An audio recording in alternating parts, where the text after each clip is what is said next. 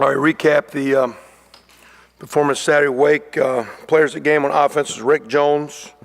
Had some big plays. Really did good in the blocking game. John Crawford played every snap defensively, which is quite honestly too much, but did a great job. I think he has 10 tackles, 2 pass breaks ups. He was 6 of 6 on one-on-one opportunities. Really didn't have anything in kicking. Our punter did a nice job. We outpunted them as far as stat numbers, and all our kicks were deep in the end zone. But we didn't have a specialist. We thought the impact of the game. Our scouts for young guys, again, TJ Simmons is kind of helping out, as was recognized defensively with Johnny Albamonte, and Nick Ramica, who's a second-year offensive lineman, is doing a great job on the scout team. Guys we thought played well besides the players' game, Marcus Oliver and Rashard Fan also joined Crawford defensive performance. Up front, we thought Wes Martin, by far his best game to date. A lot of effort, a lot of energy, can be better, but thought he did really, really, really well. Had some big plays, but again, of course, we had a lot of negatives. We had, five interceptions, and you go through those 5 interceptions. Now, 2 are on receivers that hit their hands. One's a competitive play on 3rd and 4, and their DB makes a play, and our guy doesn't, and the ball bounces there. We got to be strong enough to make that play. A ball in the end zone goes off a receiver hand, where, again, you're basically playing volleyball and setting up. One play call, I think structurally, the protection didn't match the passing spot. Our quarterback got hit on delivery, so to me that's on play calling. And the last pick was a greedy play call on my part. Quarterback had one forced throw. Should have checked it down on a play that went to, quite honestly. So those picks go to the quarterback, and he's responsible. But turnovers are a team deal. We had none as a team defensively.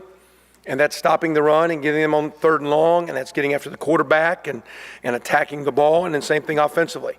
Those turnovers are a team deal, coaches included. So we're -5 there, which is huge in the game.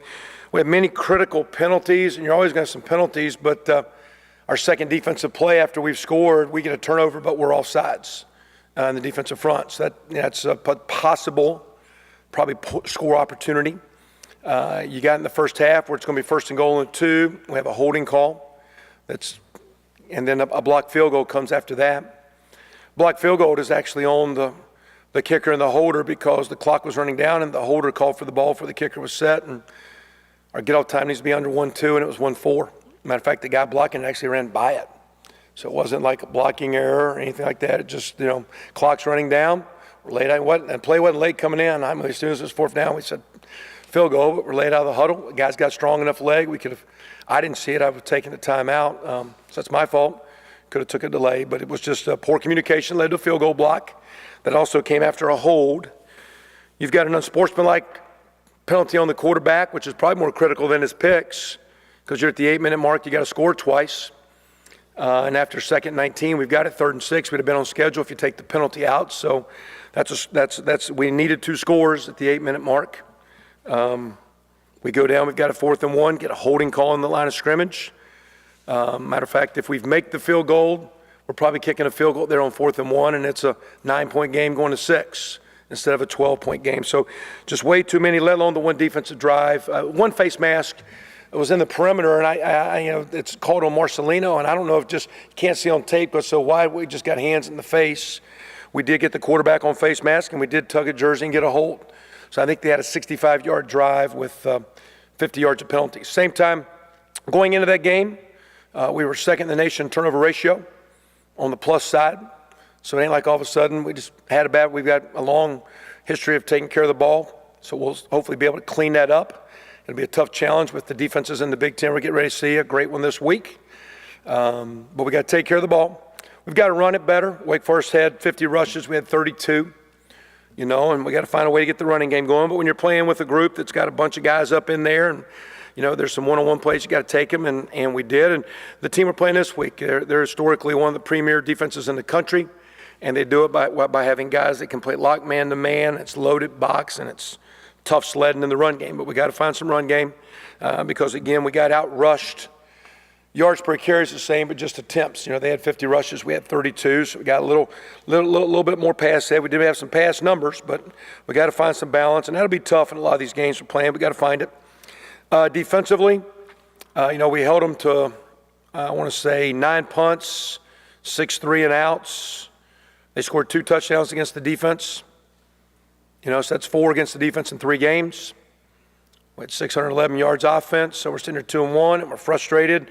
But we got a lot of talent, and it's talent that we got to get coached, take our performance seriously. Had a good week of practice last week. We're off to a good start with what's going to be a great challenge. But we got to get back on track, and we need to fight to win games, and it'll be a difficult challenge with Michigan State, who's a heck of a team. They're coming in, didn't play well last week by their standards, and that's probably several teams in our league are really, really strong.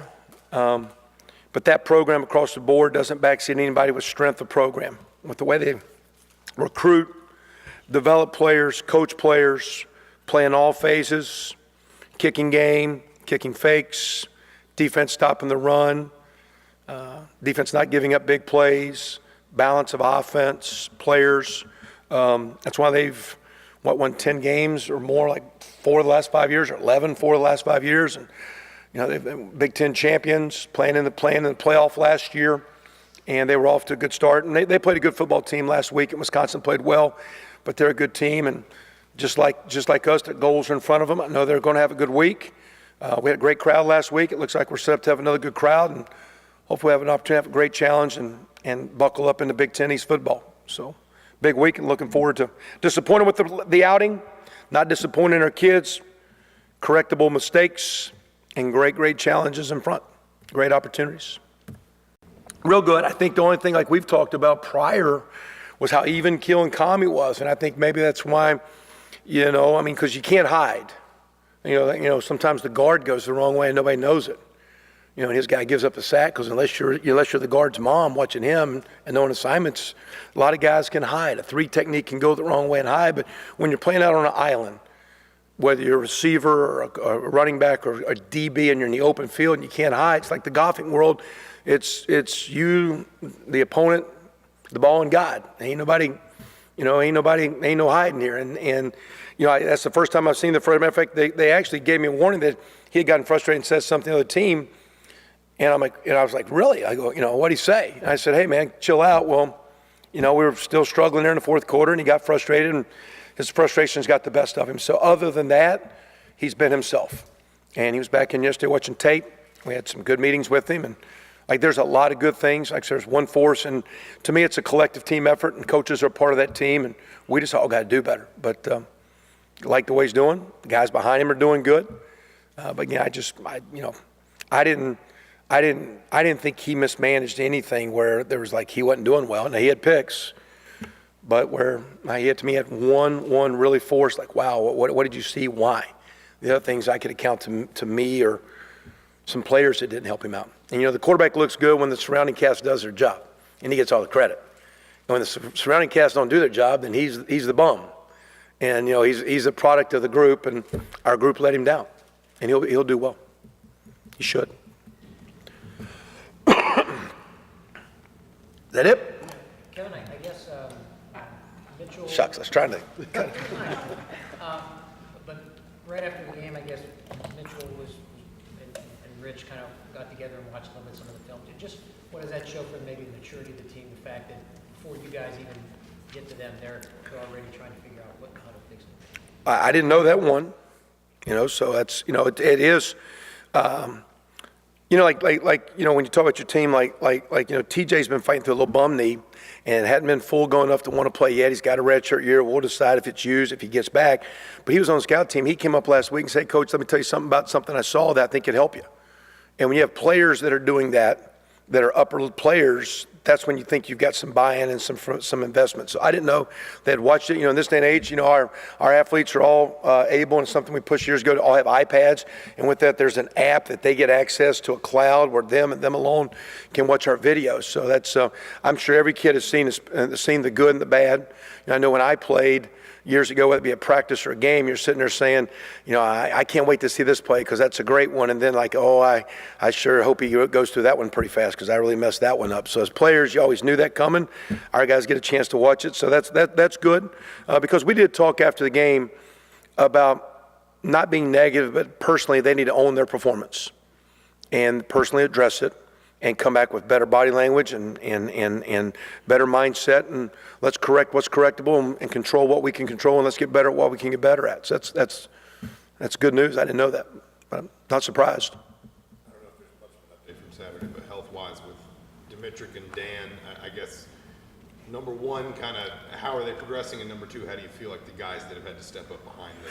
Well, one, you know, and again, sometimes I guess I talk fast enough, maybe it doesn't come out right all the time, but I didn't think their injuries, outside of being seniors, the performance regressed significantly.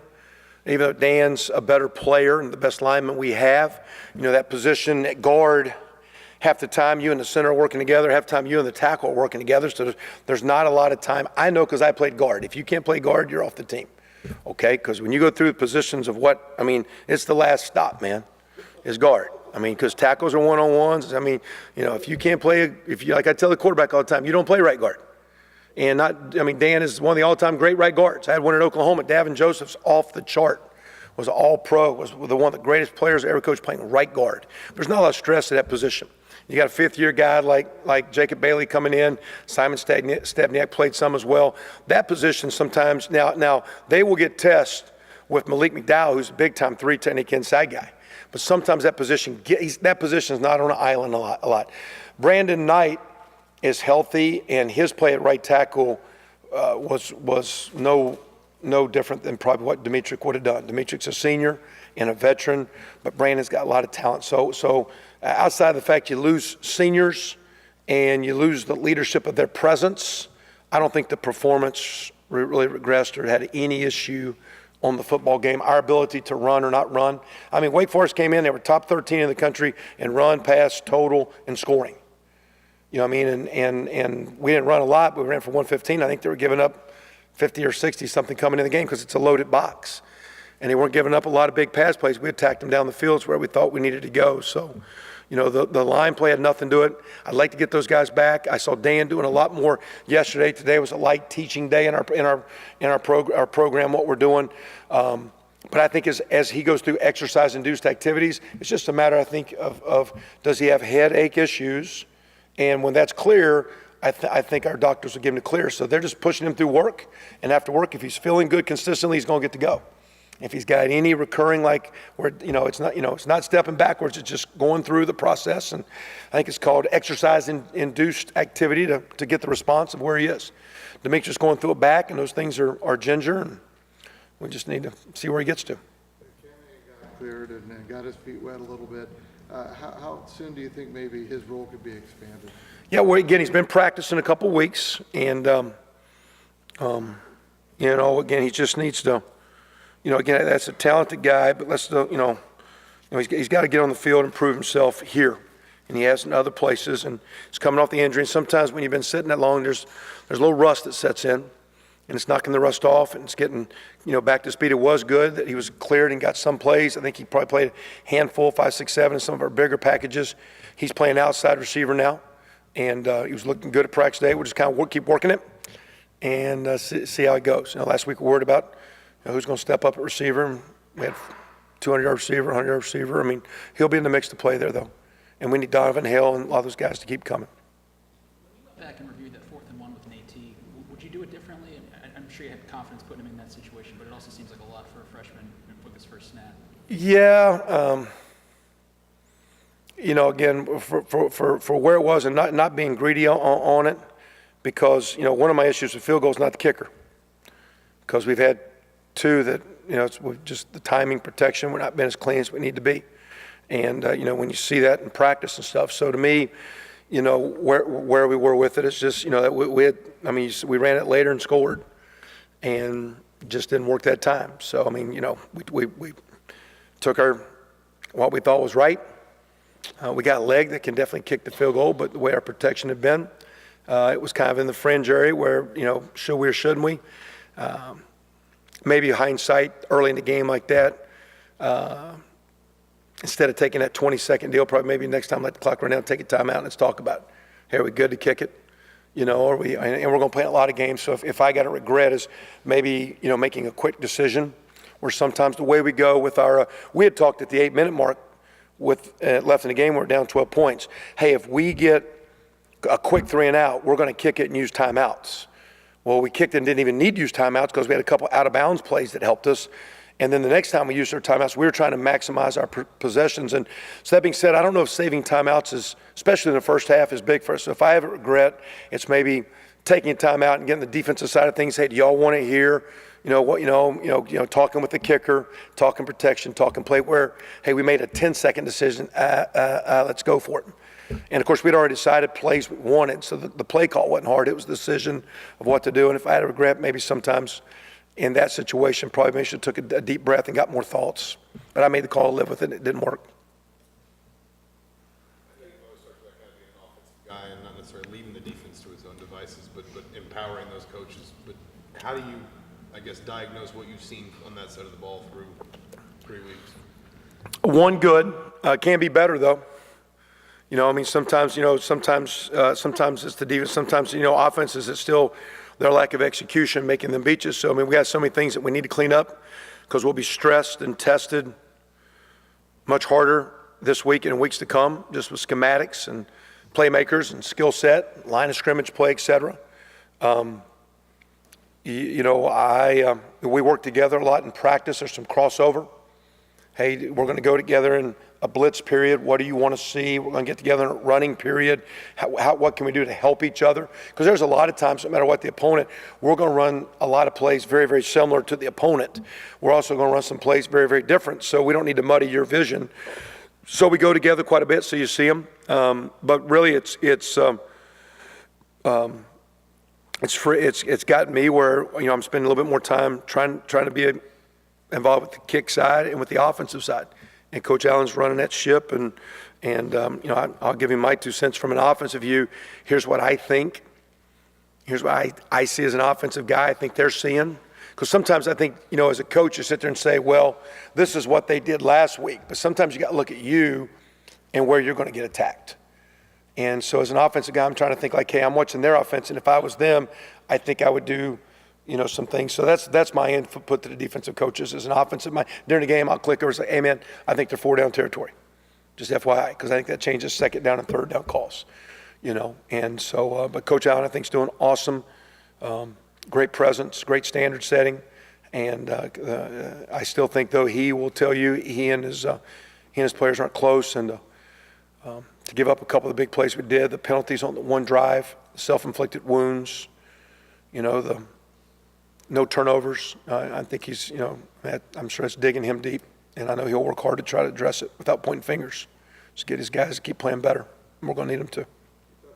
Turnover or timeouts left in the first half. 58 seconds on your own 25. Is that kind of a feel thing? Richard had already had 3 interceptions. Very much. Kind of want to flush it. Even though we can score, we go through. I think I had it at one point. I don't know if I got it here, but we went in a string after we scored the first touchdown we had the interception in the end zone where they then ran out to the 40. We had a punt where nothing happened. Every time they punted, nothing happened. Matter of fact, there's 15 drives and only 8 of them ended in a kick. We had 5 turnovers and we had 2 times on 4th down that we went for it. And so, punting the ball is better than giving it to them or kicking a field goal, getting points, or of course scoring the touchdown is the ultimate deal. And you finish with the PAT. So, we had 8 times where we kicked the ball. We had 3 punts in the game. But there was a string after that first touchdown in the first half where it was a turnover. It was a punt. It was the 4th and 1 on downs. It was the turnover. It was another turnover, and now it's like 50 seconds. It's like, hey, and they had just had, pulled a drive out, like, made a play. I was like, wow, okay, that kind of, it was 3rd and 3, and they pop a 27-yard run to midfield. And then the quarterback scrambled out on another one. Now, next thing you know, they're on the 26-yard line. They make a shot on us, make a really good play. And, at that point in time, even though we can score in 50 seconds, we had a couple big plays later. I just felt we needed to go in and cool down. And now, if we'd have popped the first run and got out of the gate, things were going to change. But where it was right then, and they had 2 timeouts. And the way it was going, if we had thrown it 3 times in a row, or they take 2 timeouts, here comes the punt team again. Here's maybe a punt return or a punt block. So I just felt at that time, just risk management. Let's go in. Let's come back out and play one play at a time and one possession time, try to get back in it. That was my thought at the time. Kevin, I I meant to ask you this last week. There had been some, with some other games where guys getting ready to score a touchdown, drop the ball right before getting the end zone. Did you, because of that, did you have to talk with your guys and make certain you get into the end zone before you give up the ball, or you hand the ball to the referee? Did you- We didn't, of course, we always, at every one of our practices here, that we have our managers, you see them in referee shirts. And that's because every play, you give the ball to the referee, and that helps us play fast. And so we like if you throw a pass in a practice that's on the ground, we're supposed to pick up the ball and give it to our manager. That's your ball, even if it's on the ground.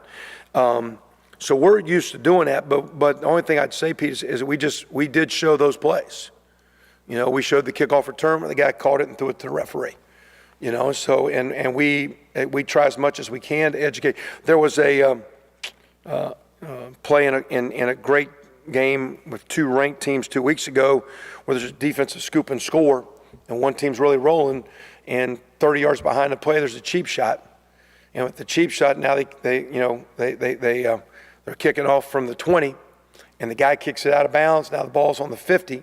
2 plays later, the team behind scored, and the team come rolling back, and they're one of the best teams in the country.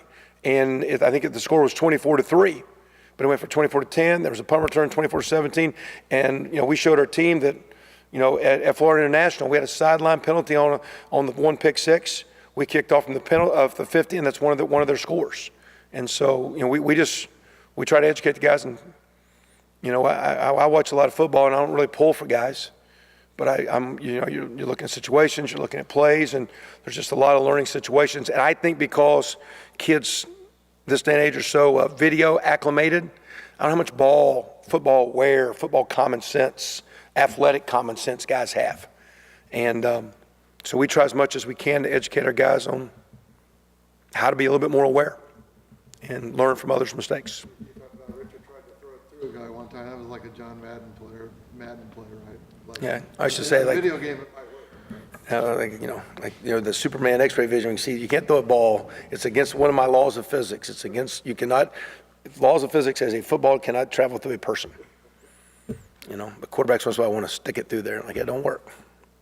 So we got to do a better job though with the hands. We got to do a better job with our receivers there. We got to be a lot tougher.